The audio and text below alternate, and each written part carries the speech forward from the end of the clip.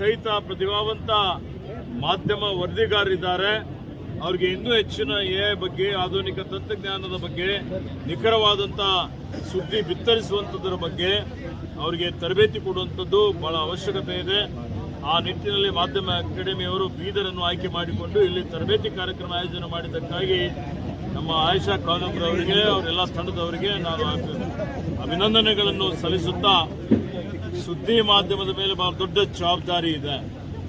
ನಾಲ್ಕನೆಯ ಒಂದು ನಮ್ಮ ಪ್ರಜಾಪ್ರಭುತ್ವದ ಆಡಳಿತದ ಅಂಗ ಅಂತ ನಾವೇನು ಹೇಳ್ತೀವಿ, ಆ ಒಂದು ನಿಟ್ಟಿನಲ್ಲಿ ಇವತ್ತು ಏನು ದೇಶ ಕೌಲ್ದಾರಿಯಲ್ಲಿದೆ, ಜಾತಿಗಳಲ್ಲಿ ಧರ್ಮಗಳಲ್ಲಿ ಒಡೆದಾಳುವ ನೀತಿಯನ್ನು ಅನುಸರಿಸಿ ಭಾವನಾತ್ಮಕ ವಿಷಯಗಳನ್ನು ಕೆರಳಿಸಿ ಇವತ್ತು ಸಮಾಜದಲ್ಲಿ ಒಂದು ರೀತಿಯ ಅರಾಜಕತೆಯ ಒಂದು ವಾತಾವರಣ ನಿರ್ಮಾಣ ಆಗ್ತಾ ಇದೆ. ಸಮಾಜವನ್ನು ಒಡೆಯುವಂಥ ಕೆಲಸ ಕೆಲವೊಂದು ಶಕ್ತಿಗಳು ಮಾಡ್ತಾ ಇದ್ದಾವೆ.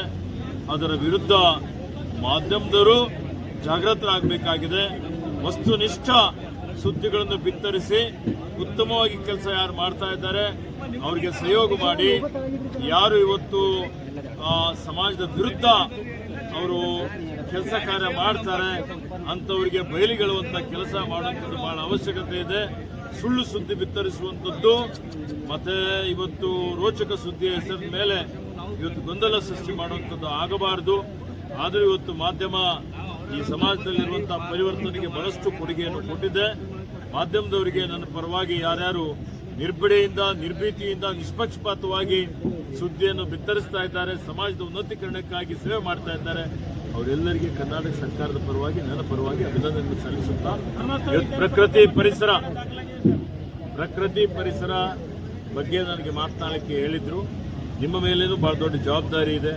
ಇವತ್ತೇನು ಹವಾಮಾನ ಬದಲಾವಣೆ ಇದೆ, ಜಾಗತಿಕ ತಾಪಮಾನ ಹೆಚ್ಚಿಗೆ ಆಗ್ತಾ ಇದೆ, ಇವತ್ತು ಏನು ಅತಿವೃಷ್ಟಿ ಬರ್ತದೆ, ಬರ ಬರ್ತದೆ, ಗುಡ್ಡ ಕುಸಿತ ಆಗ್ತದೆ, ಇವತ್ತು ಮಾಲಿನ್ಯ ಇದೆ, ಆಹಾರದಲ್ಲಿ, ಗಾಳಿಯಲ್ಲಿ, ನೀರಿನಲ್ಲಿ ಇವೆಲ್ಲವನ್ನು ತಡೆಯುವಂಥದ್ದು ಬಹಳ ಅವಶ್ಯಕತೆ ಇದೆ. ಇದೆಲ್ಲ ನಿವಾರಣೆ ಮಾಡಲಿಕ್ಕೆ ಮಾಧ್ಯಮದವರು ಹೆಚ್ಚಿನ ಒಂದು ಆಸಕ್ತಿ ವಹಿಸಿ ಪ್ರಚಾರ ಕೊಟ್ಟು ಜನರಲ್ಲಿ ಬದಲಾವಣೆ ತಂದರೆ ಪ್ರಕೃತಿ ಪರಿಸರ ಉತ್ತಮ ಆಗ್ತದೆ. ಅದಕ್ಕೆ ತಾವೆಲ್ಲರೂ ಸಹಕಾರ ಮಾಡಬೇಕು ಅಂತ ನಮ್ಮ ಮುಖಾಂತರ ಜನರಿಗೆ ವಿನಂತಿ ಮಾಡುತ್ತೇನೆ.